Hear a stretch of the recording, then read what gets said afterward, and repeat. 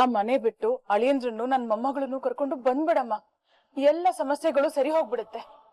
ಅಮ್ಮ, ನೀನ್ ಹೋದ್ಸಲ ಮನೆಗ್ ಬಂದಾಗ್ಲೂ ಇದನ್ನೇ ಹೇಳಿದ್ದೆ. ಅಂದ್ರೆ ನಮ್ಮ ಮನೇಲೆ ಯಾರೋ ನಿನ್ನ ಹೆದರ್ಸ್ತಾ ಇದ್ದಾರೆ ಅಂತ ಆಯ್ತು. ಇಲ್ಲ ರಚನಾ, ಅಲ್ಲಿರೋರೆಲ್ಲ ಒಳ್ಳೆಯವರೇ.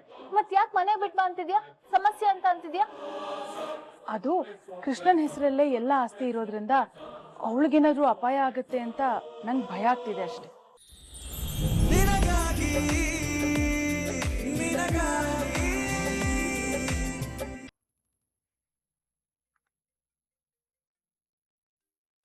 ಚಿಕ್ಕಪ್ಪ ಫೋನ್ ಮಾಡ್ತಿದಾರೆ. ಹಲೋ ಚಿಕ್ಕಪ್ಪ, ಹೇಗಿದ್ದೀರಾ? ನಾನ್ ಚೆನ್ನಾಗಿದ್ದೀನಮ್ಮ, ನೀನ್ ಹೇಗಿದ್ಯಾ? ಅಳಿಯಂದ್ರು ಕೃಷ್ಣ ಬಾಲ ಎಲ್ಲ ಹೇಗಿದ್ದಾರೆ? ಎಲ್ಲರೂ ಚೆನ್ನಾಗಿದ್ದಾರೆ ಚಿಕ್ಕಪ್ಪ. ಏನು ಇದ್ದಕ್ಕಿದ್ದ ಹಾಗೆ ಫೋನ್ ಮಾಡ್ಬಿಟ್ಟಿದ್ದೀರಾ? ಈ ಮಗಳು ನಿಮ್ಗೆ ಇವತ್ತು ನೆನ್ಪಾದ್ಲಾ ಅಥವಾ ಮನೇಲಿ ಏನಾದ್ರೂ ವಿಶೇಷ ಇದೆಯಾ? ರಚನಾ, ನಾಳೆ ಸ್ವಲ್ಪ ಹೊತ್ತು ಬಿಡುವು ಮಾಡ್ಕೊಂಡು ಮನೆಗೆ ಬಂದು ಹೋಗ್ತೀಯಾ? ಚಿಕ್ಕಪ್ಪ, ಯಾಕೆ ನಿಮ್ ಧ್ವನಿ ಒಂಥರ ಇದೆ? ಚಿಕ್ಕಮ್ಮಂಗೆ ಏನಾದ್ರೂ ಹುಷಾರಿಲ್ವಾ? ಇಲ್ಲ ಇಲ್ಲ, ಎಲ್ಲ ಚೆನ್ನಾಗಿದ್ದೀವಿ ರಚನಾ. ಹೆಲ್ತ್ ಇಶ್ಯೂಸ್ ಅಂತ ಏನೂ ಇಲ್ಲ. ಮತ್ತೆ ಇದ್ದಕ್ಕಿದ್ದ ಹಾಗೆ ಯಾಕೆ ಬರೋದಕ್ಕೆ ಹೇಳ್ತಾ ಇದ್ದೀರಾ? ರಚನಾ, ಕೆಲವೊಂದು ವಿಷಯಗಳನ್ನ ಫೋನಲ್ಲಿ ಮಾತಾಡೋದಕ್ಕಾಗಲ್ಲ. ನಾಳೆ ದಿನ ಬಾ, ನಾನು ಹೇಳ್ತೀನಿ. ಚಿಕ್ಕಪ್ಪ, ನೀವ್ ಹೀಗೆ ಹೇಳೋದನ್ನ ಕೇಳ್ತಾ ಇದ್ರೆ ನನಗೆ ಟೆನ್ಷನ್ ಆಗ್ತಾ ಇದೆ. ಏನ್ ವಿಷಯ ಅಂತ ಅಟ್ಲೀಸ್ಟ್ ಹಿಂಟ್ ಆದ್ರೂ ಕೊಡಿ. ಇಲ್ಲ ಅಂದ್ರೆ ಏನು ಎತ್ತ ಅಂತ ಯೋಚನೆಯಲ್ಲಿ ನಿದ್ರೆನೆ ಬರಲ್ಲ ನನಗೆ. ಕೆಲವು ದಿನಗಳಿಂದ ವಜ್ರೇಶ್ವರಿ ಅತ್ತಿಗೆ ಮೊದಲಿನ ತರ ಇಲ್ಲಮ್ಮ. ಅಂದ್ರೆ ಅವ್ರನ್ನ ಯಾರೋ ಹೆದರ್ಸ್ತಿದ್ದಾರೆ ರಚನಾ. ಇದಕ್ಕಿಂತ ಹೆಚ್ಚಿಗೆ ಏನು ಕೇಳ್ಬೇಡ. ನೀನ್ ನೇರವಾಗಿ ಬಾ, ಮಾತಾಡೋಣ. ಸರಿ ಚಿಕ್ಕಪ್ಪ.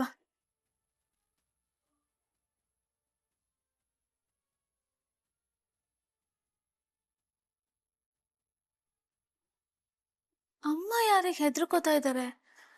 ಫಸ್ಟ್ ಆಫ್ ಆಲ್ ಯಾರಿಗೂ ಹೆದರ್ಕೊಳ್ಳೋರೆ ಅಲ್ವಲ್ಲ ಅವರು.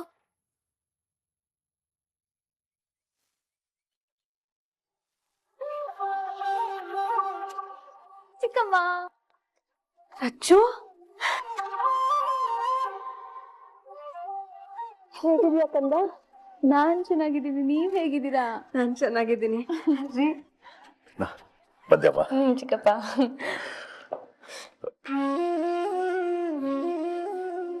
ಅದಕ್ಕೆ ಬರ್ತಿದ್ದಾರೆ. ಇಲ್ಲಿ ಮಾತಾಡಕ್ಕಾಗಲ್ಲ ಅಂತ ಒಳ್ಳೆ ಕಾಲ್ ಮಾಡಿದ್ದ. ಅಮ್ಮ. ರಚನಾ,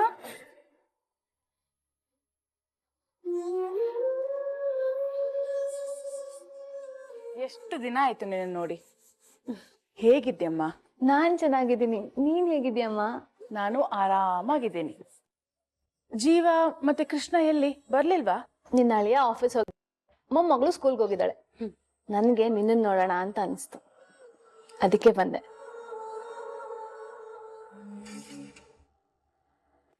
ಅಮ್ಮ, ನಿನ್ನ ಹತ್ರ ನಾನು ಸ್ವಲ್ಪ ಮಾತಾಡ್ಬೇಕು, ಬಾ.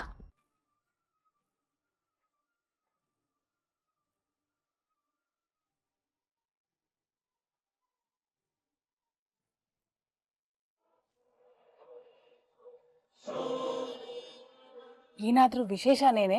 ಅಯ್ಯೋ, ಇನ್ನೂ ಆ ಥರದ್ದೆಲ್ಲ ಏನೂ ಇಲ್ಲ ಅಮ್ಮ. ಯಾವತ್ತು ಆ ಶುಭ ಸುದ್ದಿ ಬರುತ್ತೋ ಆವತ್ತೇ ನೋಡು ನಾನು ಗೆಲುವಾಗೋದು. ಅಲ್ಲಿವರೆಗೂ ಡಲ್ಲಾಗೆ ಇರ್ತೀಯ, ಭಯ ಪಡ್ಕೊಂಡು? ತೇಜು ಚಿಕ್ಕಪ್ಪ ನೆನ್ನೆ ಫೋನ್ ಮಾಡಿದ್ರು, ನಿನ್ನ ಯಾರೋ ಹೆದರ್ಸ್ತಾ ಇದ್ದಾರಂತೆ.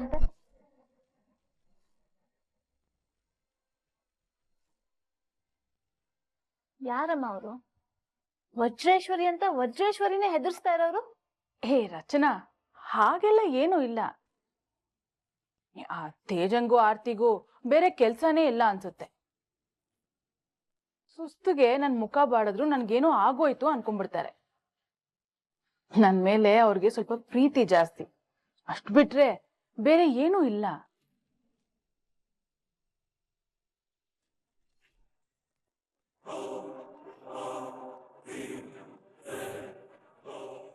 ಈಗ ಹೇಳಿದ್ಯಲ್ಲ, ಅದನ್ನೇ ನನ್ ಮೇಲೆ ಆಣೆ ಮಾಡಿ ಹೇಳು, ಆಗ ನಂಬ್ತೀನಿ. ಯಾಕಮ್ಮ ಕೈ ತೆಗ್ದ್ಬಿಟ್ಟೆ? ಅಲ್ಲಿಗೆ ತೇಜು ಚಿಕ್ಕಪ್ಪ ಹೇಳಿದ್ದು ನಿಜ ತಾನೆ? ನಾನೇನು ಕೇಳ್ಬೇಡ, ನಾನೇನು ಹೇಳಲ್ಲ.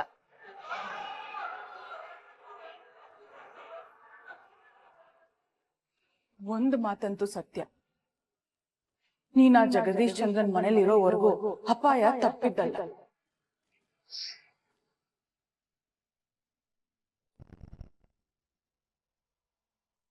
ಆ ಮನೆ ಬಿಟ್ಟು ಅಳಿಯಂದ್ರನ್ನು ನನ್ ಮೊಮ್ಮಗಳನ್ನು ಕರ್ಕೊಂಡು ಬಂದ್ಬಿಡಮ್ಮ, ಎಲ್ಲ ಸಮಸ್ಯೆಗಳು ಸರಿ ಹೋಗ್ಬಿಡುತ್ತೆ. ಅಮ್ಮ, ನೀನ್ ಹೋದ್ಸಲ ಮನೆಗ್ ಬಂದಾಗ್ಲೂ ಇದನ್ನೇ ಹೇಳಿದ್ದೆ. ಅಂದ್ರೆ ನಮ್ಮ ಮನೇಲೆ ಯಾರೋ ನಿನ್ನ ಹೆದರ್ಸ್ತಾ ಇದ್ದಾರೆ ಅಂತ ಆಯ್ತು. ಇಲ್ಲ ರಚನಾ, ಅಲ್ಲಿರೋರೆಲ್ಲ ಒಳ್ಳೆಯವರೇ. ಮತ್ ಯಾಕೆ ಮನೆ ಬಿಟ್ ಬಾ ಅಂತಿದ್ಯಾ? ಸಮಸ್ಯೆ ಅಂತ ಅಂತಿದ್ಯಾ? ಅದು ಕೃಷ್ಣನ್ ಹೆಸರಲ್ಲೇ ಎಲ್ಲ ಆಸ್ತಿ ಇರೋದ್ರಿಂದ ಅವಳಿಗೇನಾದ್ರೂ ಅಪಾಯ ಆಗುತ್ತೆ ಅಂತ ನಂಗೆ ಭಯ ಆಗ್ತಿದೆ ಅಷ್ಟೆ.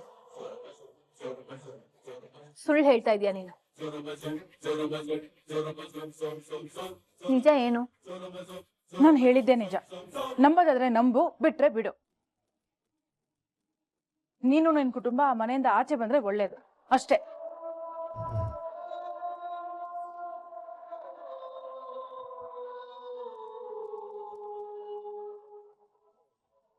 ನೀನ್ ಕೇಳಿದ್ರು ಅಕ್ಕ ಏನು ಹೇಳಲಿಲ್ವಾ?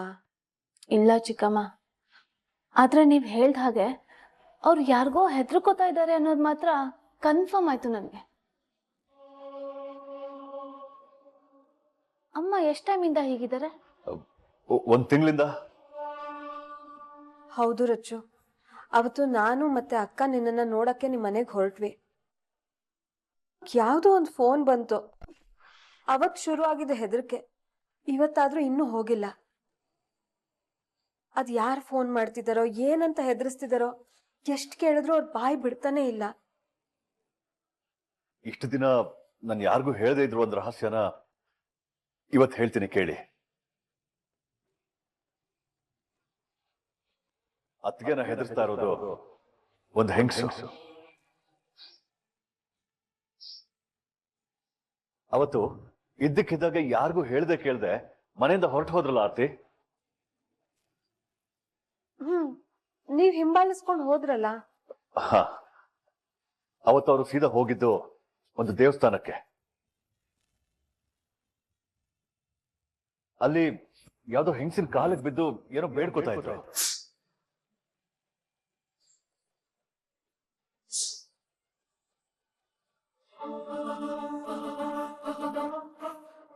ಆ ಹೆಂಗಸಿನ ಮುಖ ಸರಿಯಾಗಿ ಕಾಣಿಸ್ಲಿಲ್ಲ ನನಗೆ.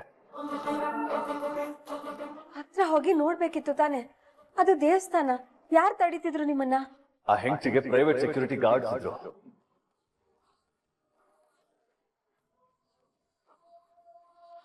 ಪ್ರೈವೇಟ್ ಸೆಕ್ಯೂರಿಟಿ ಗಾರ್ಡ್ಸಾ? ಹೌದಮ್ಮ. ಆ ದೇವಸ್ಥಾನದಲ್ಲಿ ನೀವೇನೇನ್ ನೋಡಿದ್ರಿ ಅಂತ ಎಕ್ಸಾಕ್ಟ್ ಆಗಿ ನೆನ್ಪು ಮಾಡ್ಕೊಂಡು ಹೇಳಿ ಚಿಕ್ಕಪ್ಪ, ಡೀಟೇಲ್ ಆಗಿ.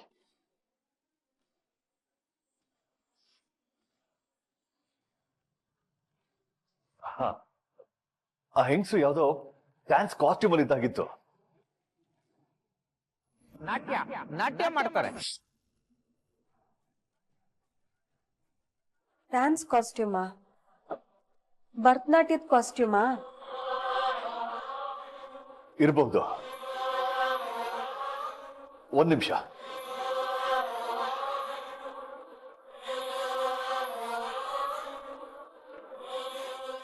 ಭರತನಾಟ್ಯ ಮಾಡೋರ್ ಕಾಲ್ಗೆಜ್ಜೆ ಮಣಿತಾನೆ ಇದು.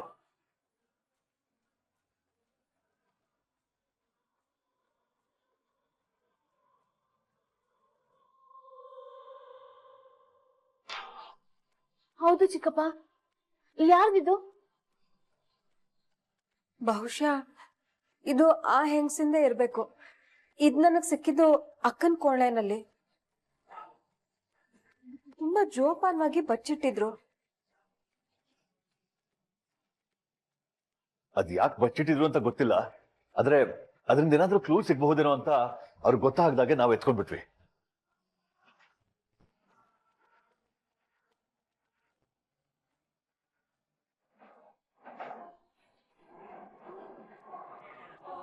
ಹಾಡ್ತಾಳೆ, ಅಳ್ತಾಳೆ, ನಗ್ತಾಳೆ, ಹೃದಯನೇ ಕಿತ್ತು ಬರೋ ತರ ವಿಕಾರವಾಗಿ ಕಿರ್ಚ್ಕೊಳ್ತಾಳೆ.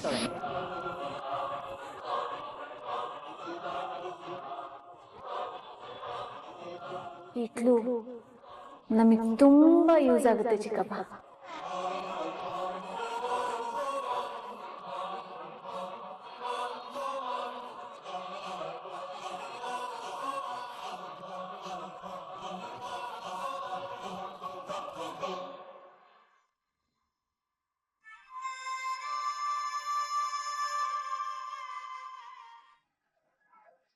ಹೋಮ ಹವನ ಏನಾದ್ರು ಮಾಡ್ತಾರ?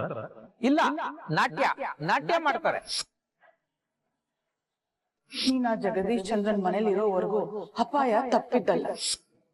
ಅವತ್ತು ಅವರು ಸೀದಾ ಹೋಗಿದ್ದು ಒಂದು ದೇವಸ್ಥಾನಕ್ಕೆ. ಅಲ್ಲಿ ಯಾವ್ದೋ ಹೆಂಗಸಿನ ಕಾಲಕ್ಕೆ ಬಿದ್ದು ಏನೋ ಬೇಡ್ಕೋತಾ ಇದ್ರು. ಭರತನಾಟ್ಯ ಮಾಡೋರ್ ಕಾಲ್ಗೆಜ್ಜೆ ಮಣಿತಾನೆ ಇದ್ರು.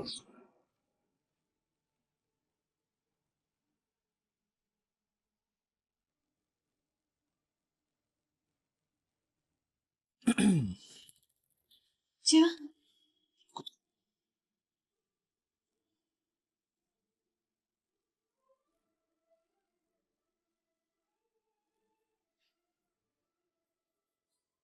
ನಾನು ಹಿಂದೆ ಬಂದು ನಿಂತರು ಗೊತ್ತಾಗ್ದಿರೋಷ್ಟು ಚಿಂತೆ ಮೇಡಮ್ ಅವ್ರಿಗೇನು? ಆ ದೇವಸ್ಥಾನದ ಅರ್ಚಕರು ಹೇಳಿದ್ರಲ್ಲ ಒಬ್ರು ಹೆಂಗ್ಸು, ಅವ್ರ ಬಗ್ಗೆ ಥಿಂಕ್ ಮಾಡ್ತಾ ಇದ್ದೆ. ಅಯ್ಯ ಕರ್ಮವೇ, ಯಾಕೇನಾಯ್ತು? ಆಚೆ ಕಡೆ ಜೋರ್ ಮಳೆ ಬರ್ತಾ ಇದೆ, ಚಳಿಗೆ ಮೈಯಲ್ಲಿ ನಡ್ಕ ಬರ್ತಾ ಇದೆ. ಇಂಥ ಸಮಯದಲ್ಲೂ ಗಂಡನ ಬಗ್ಗೆ ಯೋಚನೆ ಮಾಡದೆ ಅದ್ಯಾವಳೋ ಹೆಂಗಸಿನ ಬಗ್ಗೆ ಯೋಚನೆ ಮಾಡ್ತಾರೋ ಹೆಂಡತಿ ಬಗ್ಗೆ ಏನು ಅಂತ ಬಡ್ಕೊಳ್ಳೋದು. ಎಲ್ಲದಕ್ಕೂ ಬಡ್ಕೊಂಬಂದಿರ್ಬೇಕು.